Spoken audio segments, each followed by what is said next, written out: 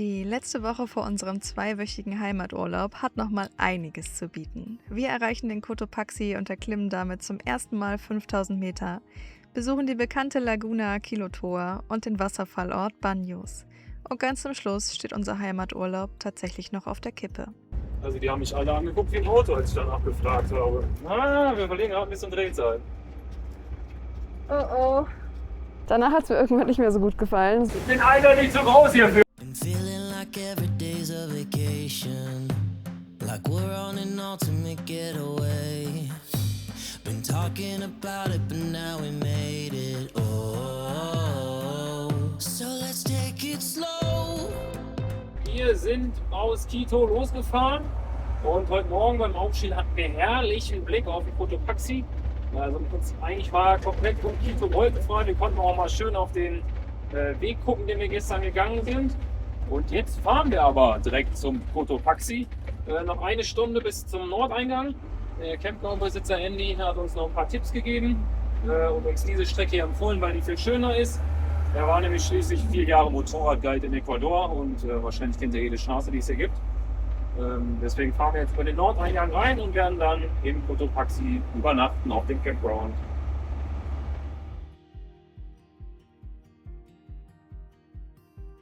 Wer sich jetzt fragt, wo Julia und Markus geblieben sind, die uns die letzten Videos begleitet haben, die zwei sind in Richtung Amazonas unterwegs. Und da wir in ein paar Tagen einen Flieger erwischen müssen, haben wir uns in Quito erstmal voneinander verabschiedet und sind jetzt alleine zum Cotopaxi unterwegs.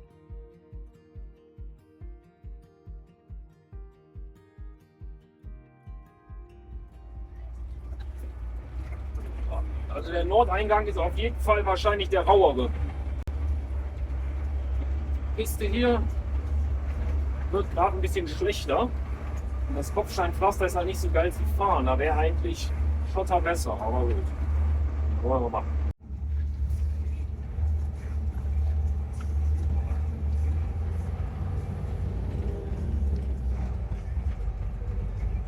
Wir sind noch nicht im Nationalpark. Und der Cotopaxi will sich auch nicht zeigen, aber er ist dahin. Aber wir haben zumindest schon mal einen Blick in die richtige Richtung. Und noch 9 Kilometer und immer am Eingang vom Nationalpark.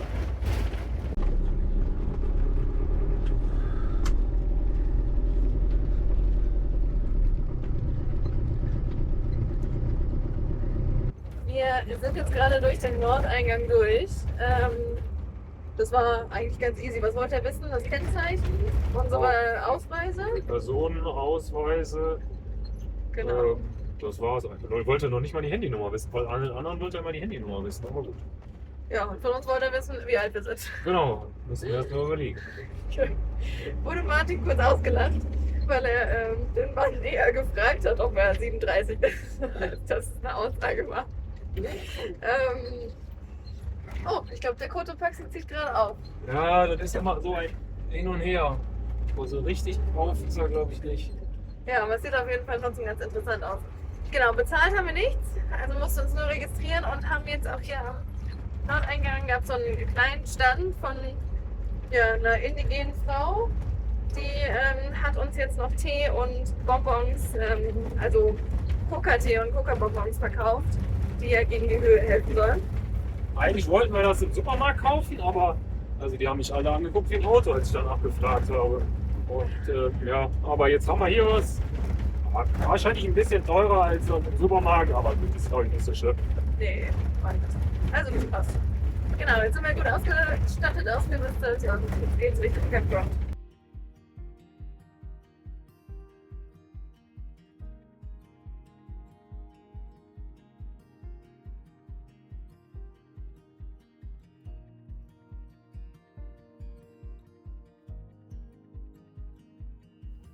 Wir sind jetzt hier in einer Camp Area angekommen. Das ist im Endeffekt so ein etwas größerer Schotterplatz, aber die Aussicht, die kann sich sehen lassen. Also, naja gut, gerade eher nicht so. Aber wir haben hier auf jeden Fall den allerbesten Blick auf den Cotopaxi und können den ganzen Rest des Tages beobachten und hoffentlich morgen früh dann auch sehen, dass er frei ist, wenn wir los wollen, um da ein bisschen hochzufahren, beziehungsweise dann auch zu gehen.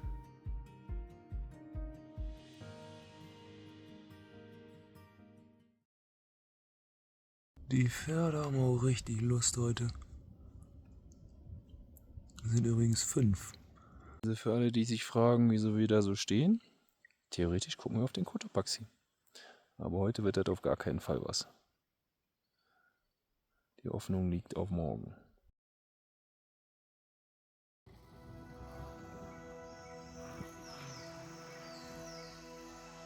Wir sind über 4000 Meter.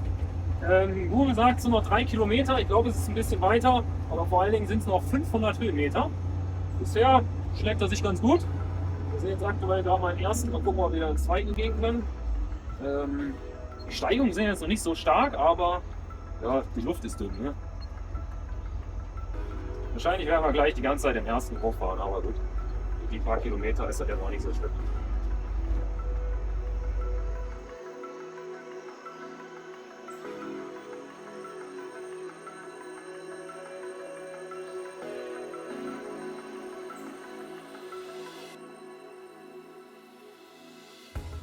Da oben ist die Hütte. Und ein Stückchen müssen wir aber noch. Wir gucken, ob es noch reicht. Oh Hier oh. ist nochmal eine Bumpy-Stelle. Ich glaube, wir kommen hier draußen rum. Und nicht zu langsam werden. Ja, das reicht. Ah, so. Nee. Ja, okay. Meinst du reicht? Na, wir verlegen gerade ein bisschen Drehzahl. Oh oh. Ah, doch. Müsste reichen. Knapp, aber könnte reichen. Das wird jetzt gleich wieder ein bisschen flacher. Ja, Drehzahl kommt wieder. Also, da ist er drüben reichen. So, da ist der Parkplatz. Wir sehen ihn. Und wir sind schon wieder auf Top-Drehzahl. Schon eine enge Kiste hier. Ja, also steiler darf es nicht mehr werden. Ne? Das wird schlecht für uns. Aber fahren wir noch mal irgendwann so hoch? Ja, also in Bolivien ist einiges so hoch. Was sind die jetzt hier von denen?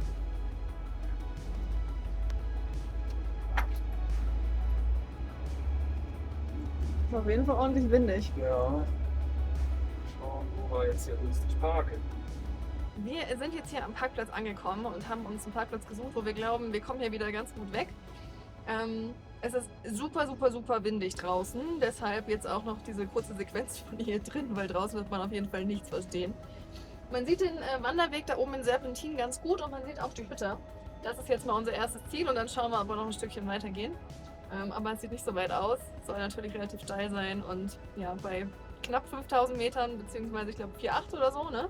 Ja, genau, 4,8 sind wir jetzt. Wird das natürlich wahrscheinlich sehr anstrengend. Aber tolles Wetter, wir freuen uns drauf. Wir sind hier 4,8, sondern auf 4,6, wie wir gerade auf unserem InReach gesehen haben. Also theoretisch kann man hier rechts hoch, aber wir nehmen den einfacheren, aber längeren Weg, die Serpentinen hoch. So hier.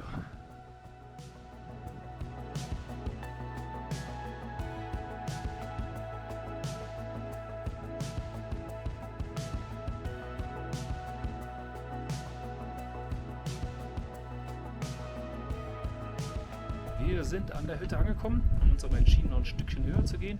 Gucken, ob wir, also 5000 wollen wir auf jeden Fall machen. Vielleicht gehen wir noch bis zum Gletscher, das ist so bei 5,1. Und jetzt hier hinten geht der Weg los. Wir steigen hier gerade durch so ein Geröllfeld. Kann man mal ganz gut gehen. Da oben, Ende vom Feld.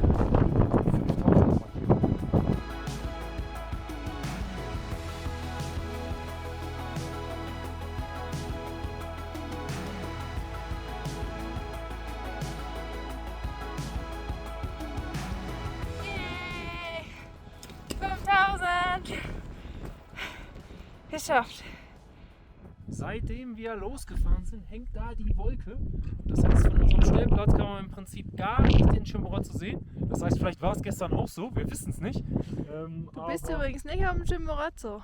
Ah ja, am Cotopaxi, ja gut, ne? Das ist die Höhenluft, die verwirrt einen schon. Das heißt, eigentlich gestern hätten wir vielleicht auch hier hochfahren können, wir wissen es nicht. Aber der Pausentag war, glaube ich, ganz gut. Und jetzt sind wir schon runter und gucken mal, was es in der Hütte gibt. Es gibt erstmal einen Kakao Esa bandera es la de nosotros cuando hicimos cumbre. Ahí. Ja, ein bisschen viel Zimt drin für den Kameramann oder die Kamerafrau. Und vielleicht kommt noch eine Suppe. Javier, ¿dónde está? Bajamos de noche aquí. ¿De la mano bajada? Con los señores que tenían Ist viel zu viel Zimt drin. Ah, sí, ellos hicieron cumbre. Naja, kriegt einer mehr. 2, 4, 6. So, jetzt haben wir auch die Hühnersuppe. Ist, wie man sie gewohnt ist, gefühlt nur ein halbes Huhn drin. Riecht aber wie bei Oma. Bin mal gespannt. Ja, schmeckt auch wie bei Oma. Die Mittagspause ist vorbei und jetzt geht es wieder runter. Die Suppe war wirklich sehr reichhaltig, also ich bin gut satt. Und ja, wir nehmen jetzt den direkten Weg nach unten, ein bisschen steiler, aber vielleicht kann man so ein bisschen runterrutschen, abfahren. Mal schauen.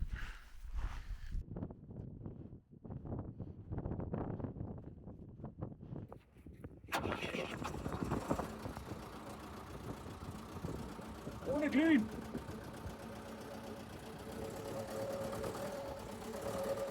Das klingt ja richtig gut, oder? Ja, der Motor hat noch Restwärme gehabt, wir mussten nicht glühen. Das heißt, er hat nur 25 Grad. Das war aber trotzdem jetzt Abruf.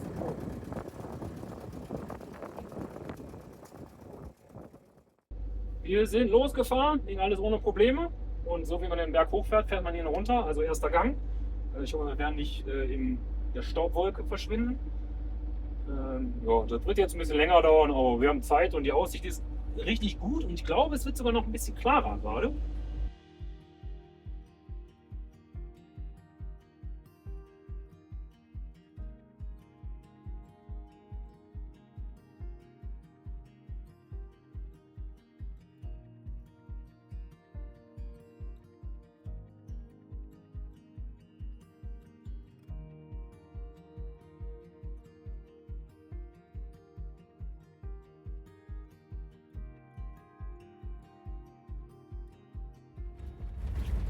Von der Seite jetzt zieht sich's echt richtig zu.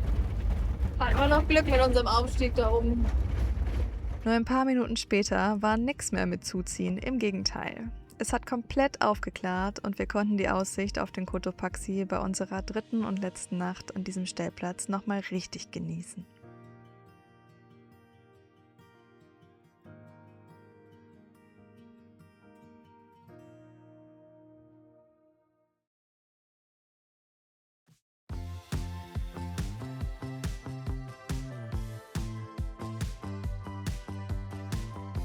Zu unserem nächsten Ziel liegt wieder ein bisschen Wegstrecke vor uns, durch wunderschöne Täler mit ganz viel Grün.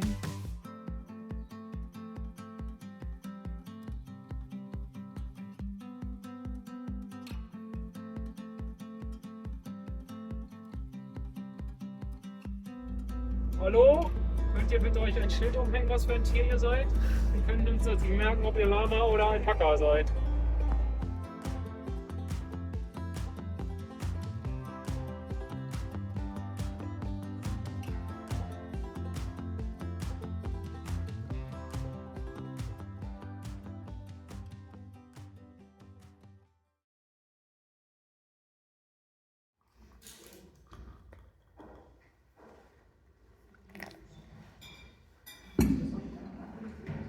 Wie isst man das jetzt hier? Mit dem Löffel? Okay. Und dann so und so. Ja.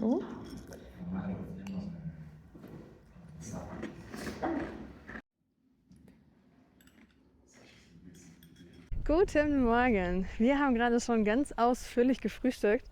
Wir waren richtig überrascht. Es gab alles. Es gab irgendwie Joghurt mit Cornflakes und Obst und dann noch ein Brot mit Rührei. Also wir sind auf jeden Fall gut gestärkt. Und jetzt sind wir hier bei gutem Wetter. Also es ist blauer Himmel, ein paar Wölkchen und ein bisschen windig, aber nicht ganz so schlimm. Sind wir jetzt auf dem Weg zur Lagune. Ich glaube, so ungefähr 10 Kilometer soll es einmal rum sein. Ja, und das machen wir jetzt, ne? Die Laguna Quilotoa in den ecuadorianischen Anden ist ein bekannter Kratersee in Südamerika. Entstanden ist er vor etwa 800 Jahren durch den Einsturz des gleichnamigen Vulkans nach einer gewaltigen Eruption.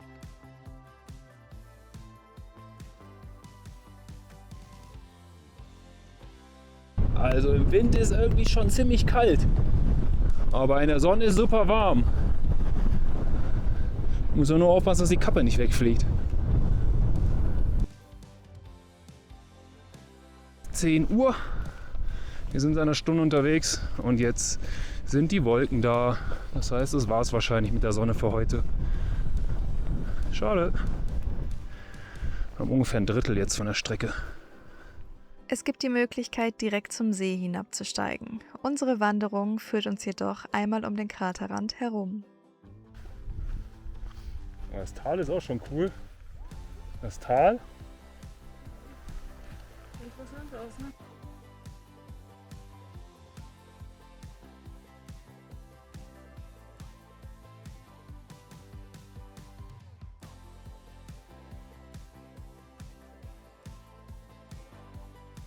Wir haben jetzt gerade mal hier eine kurze Pause gemacht. Es ist nämlich ein bisschen Windschatten. Und jetzt geht es gleich da hoch. Das ist auch der steilste Anstieg. Dann geht es danach aber nochmal runter und nochmal ungefähr die gleichen Höhenmeter wieder hoch. Aber wir haben schon mehr als die Hälfte geschafft. Wir sind gleich am höchsten Punkt. Und die Luft ist dünn.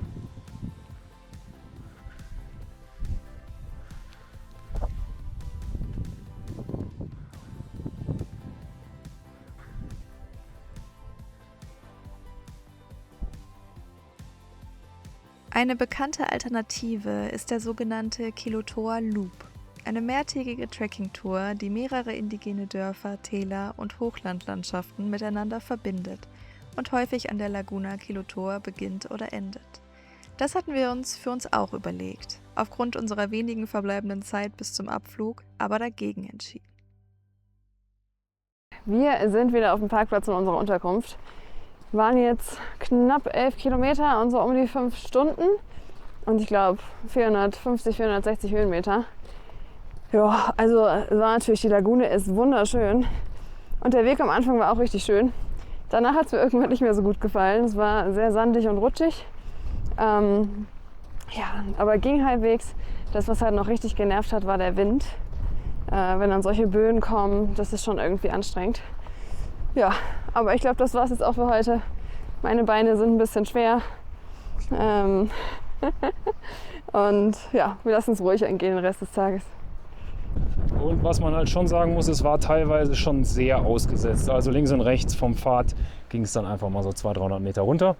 Aber ist ja auch ein Vulkankrater.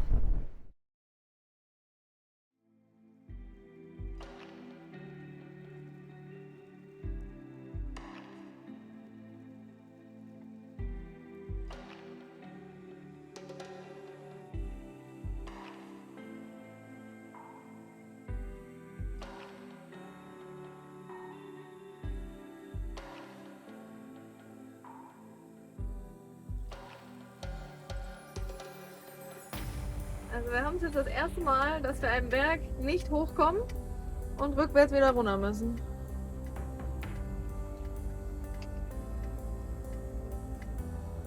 Aber zum Glück ist hier nicht viel los.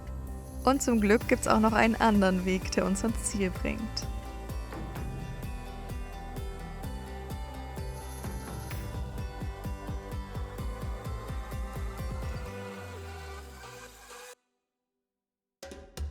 Baños de Agua Santa liegt am Übergang zwischen den ecuadorianischen Anden und dem Amazonasbecken und auch unser Platz hier ist landschaftlich wirklich wunderschön. Besonders bekannt hier ist die sogenannte Ruta de las Cascadas, die sich entlang der Pastaza-Schlucht zieht und mehrere Wasserfälle miteinander verbindet.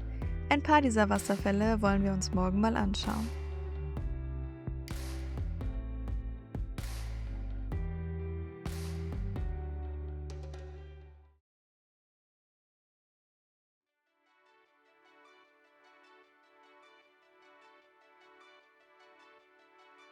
Wir sind jetzt beim ersten großen Wasserfall. Ich glaube, das ist auch die Attraktion hier. Wir haben $1 Parken bezahlt und hier war jetzt gerade so ein Häuschen, wo man eigentlich Eintritt bezahlen müsste. Aber da war keiner. Vielleicht kommt noch eins, aber vielleicht ist es auch umsonst. Würde uns aber, glaube ich, sehr wundern. Und es fängt an zu regnen. Naja.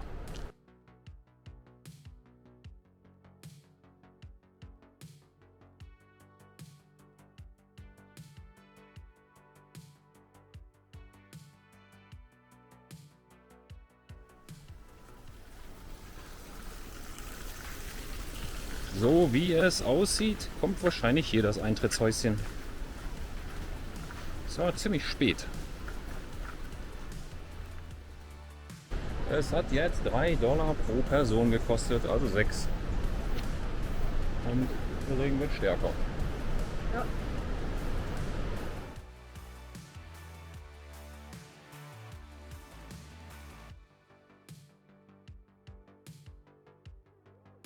Von der Hängebrücke hat man schon einen ganz guten Blick, aber jetzt kann man ja noch bis an den Wasserfall rangehen. Und es wird schon ziemlich laut.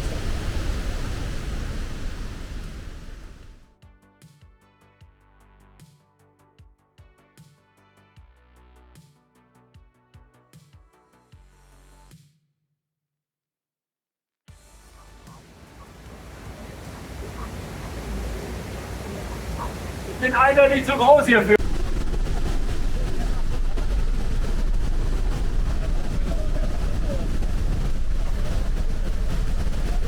Junge, ist das eng hier, ey.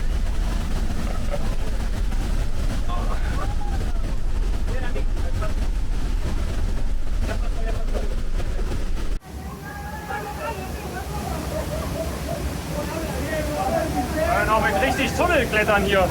Oh, da wird man aber nass.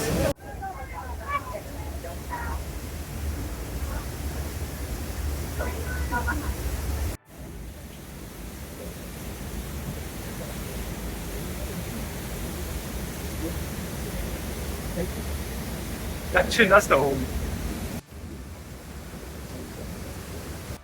Jetzt haben wir den Wasserfall komplett gesehen. Das heißt, wir gehen jetzt zurück. Keine Ahnung, ob man nicht versteht. Das ist ultra laut.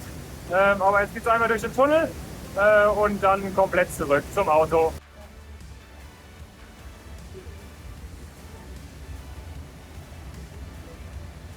Ich glaube, runter ist tatsächlich sogar einfacher. Ich schaue mir noch einen zweiten Wasserfall an. Jesse bleibt im Auto. Hier bekommt die tiefe Luft nicht so gut. Zu viel Sauerstoff scheinbar. Und hier ist so ein Community-Eingang. Das kostet nur 1,50. Man hätte auch einen anderen Eingang nehmen können, der wäre aber teuer gewesen und ist fast nichts los. Ich hoffe, der Wasserfall ist trotzdem cool. Eintritt hat $2 gekostet. Also $1 günstiger als der andere. Hoffen wir mal, dass es genauso gut wird. Es wird auf jeden Fall wesentlich weniger los, weil nämlich hier keine Menschen sind. Wenigstens keiner auf dem Parkplatz. Nur der Hahn kriegt schon wieder im Hintergrund. Der Weg macht auf jeden Fall schon mal einen sehr guten Eindruck. Schön einfach durch den Dschungel. Banyos wird ja auch nicht umsonst das Tor zum Amazonas genannt. Und die kargen Berge und hohen Berge sind durch Dschungelberge ersetzt worden.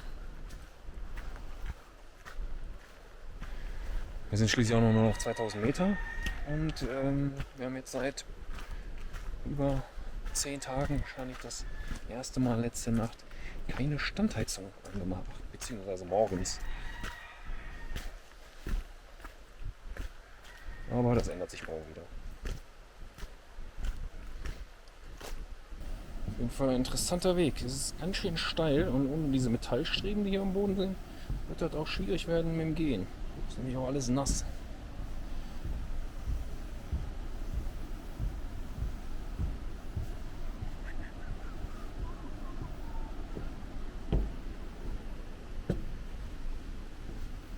Die Stufe sieht auch nicht mehr gut aus.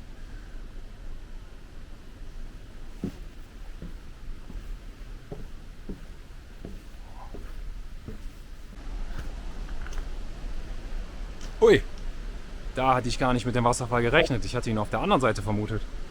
Aber sieht schon ganz nice aus. Soll 80 Meter sein. Oh, hier ist aber noch eine Wasserleitung im Weg.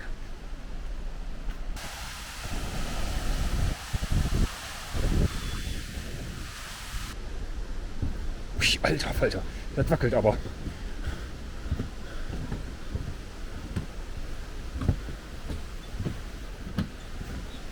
Wackelt ganz schön, ey. Ich habe irgendwie nicht so erwartet. Ich versuche jetzt nochmal, ob ich hier rüber auf die andere Hängebrücke komme. Es kann aber sein, dass der Weg nur nach oben führt zum privaten Eingang. Aber wir schauen mal. Es gibt einen Weg, der nach unten führt. Schauen wir mal. Ich glaube, ich habe die Hängebrücke gefunden. Nur die ist abgesperrt. Ja gut, das hat wohl auch seine Gründe. Und ich sag mal so, wenn in Mittel- und Südamerika was abgesperrt ist, dann sollte man wirklich nicht drauf gehen. Weil normalerweise sperren die nichts ab. Außer es ist kurz vorm Einsturz.